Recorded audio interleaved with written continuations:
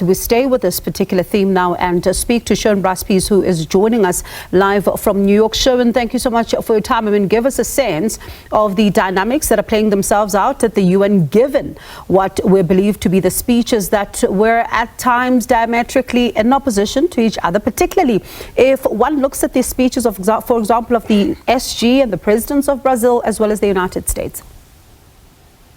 Yeah, let me give you a sense of what the SG laid out, Bongiwe, in his speech. I'd hoped to play a clip for you, but maybe we can get to that a bit later. So there were 5 themes, essentially, right? The 5 asks from the UN Secretary General. He asserted multilateralism in an era of multipolarity, and he told the General Assembly that, multipolarity would lead to chaos in the absence of strong multilateral institutions. And he called for 3 things. He said, choose peace rooted in international law. We must choose human dignity and human rights. We must choose climate justice. We must choose to put technology to the service of humanity in the context of the leaps forward in terms of artificial intelligence. There needs to be greater multilateral governance in terms of the AI future that we all are going to be part of. And then he said, to meet all these goals, we must choose to strengthen the UN in the 21st century. Then you had Donald Trump come in, the president of the United States, after a 4-year absence at the United States, a anticipated return, and the 2 speeches could not have been diametrically opposite, right? You had the Secretary General. Let me give you one example. The Secretary General, for example, talked about the importance of the renewable future we all live in. He said, for example, renewables are the cheapest and fastest source of new power, creating jobs, driving growth, shielding economies from volatile oil and gas prices. The President of the United States said this on the same issue: climate change is a hoax, the carbon footprint is a hoax, renewables is a joke.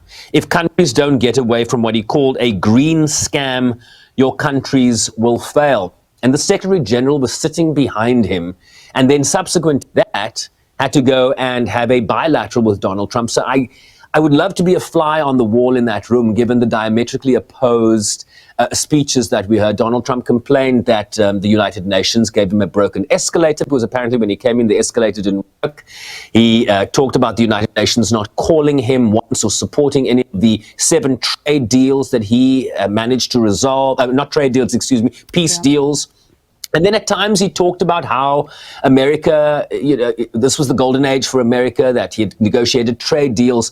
So it wasn't always the messaging meant, one imagines, for a multilateral audience of heads of state in the General Assembly. It sometimes sounded political. But yeah, I texted a senior official right after that, and I said, what did you think of the speech? And the quote came back with, OMG, what a meandering mess. Richard Gowan from the International Crisis Group, an analyst we often talk to here on SABC News, tweeted the following. He posted, he said, this is very much like being trapped next to a conspiracy theorist in a pub. And we know that the United States is not a friend writ large of the United Nations. It is withdrawn from the climate change agreement. It is withdrawn from the World Health Organization. It is withdrawn from UNESCO. It is withdrawn from the UN Human Rights Council. And so there is this tense relationship between the United Nations and the United States. And one imagines that will be part of the conversation between Guterres and Trump behind closed doors today. And as you say, ought to be a fly on the wall, Sharon. And when you speak about Trump, right, one of the other things, as you talk about his tenure and character as well, there is something else that he speaks about. He talks about immigration issues and all of that, kind of like giving a lecture to countries, much more than debating, I suppose. I'm trying to find my paperwork here, because I have a note on exactly that. He talked a lot about migration. I think there's a quote that we had in the clip we had hoped to play, where he says, if you don't basically follow what I'm saying here, your countries are going to go to hell. And he also blamed the United Nations for unmitigated migration around the world. As you know, this was a big a talking point for the president before he was re-elected. This was part of his campaign, shutting down the southern border. You've seen the immigration officials on the streets of the United States picking up undocumented immigrants in the country, being very disruptive on the streets of the United States in that regard. And so he spoke directly to countries in Europe that migration was going to destroy their countries, that the customs and cultures were very different. So this is a very big talking point. There is, of course, the United Nations that is seeking to resettle people that are fearing wars, fleeing wars and conflicts, a climate disaster, right? A lot of people are in desperate need of relocation, and there is a process in terms of the Refugee Agency of the United Nations, the UNHCR, the Commissioner for Refugees, that seeks to place people who are in desperate situations in countries around the world. And there is a formal process underway that, but this is, of course,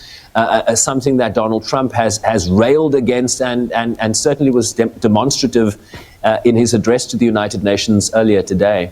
And speaking about addresses, Sharon, President Ramaphosa expected to speak later tonight. What might we expect from him?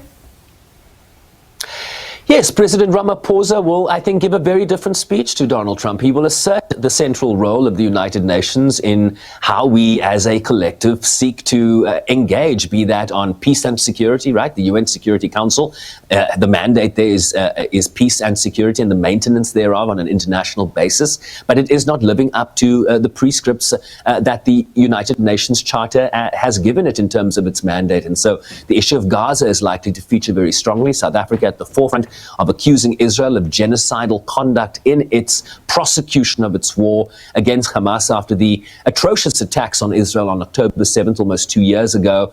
And that, of course, has been playing out on our television screens. The issue of Sudan, the inability to arrest, the situation, this fight between the two generals in Sudan, the issue of Ukraine, where South Africa has been very involved in. But the centrality of the United Nations in terms of the sustainable future that we need, issues that very much align with the G20 presidency of South Africa in terms of the sustainable future, also expected to feature very strongly, but very much an affirmation you will hear from President Ramaphosa about the role that the United Nations must play and South Africa's support therein. And of course, one of the constant refrains we often hear from South African heads of state here is the important role that the United Nations played in rescuing South Africa from the clutches of apartheid, right? The transition to democracy is often, there's often a hat nod to the role of multilateral institutions, including the United Nations. In addition to that, after he speaks here, he'll be heading to the Council on Foreign Relations. He's been invited there for a conversation on South Africa's domestic and foreign policy. And one imagines that the trade deal negotiations with the United States, the posture, the quote-unquote genocide that is going on in South Africa, the resettlement of Afrikaners to the United States will feature prominently in that discussion later today. All right, Sherwin, of course, that update, they will bring it for you live here on the channel. You do not want to miss it. But Sherwin, catching up with all the developments there that are currently taking place, that general debate is currently underway. We've shown you some live visuals there during our conversation with Sherwin, and he will be bringing you more on these installments throughout the course of the evening.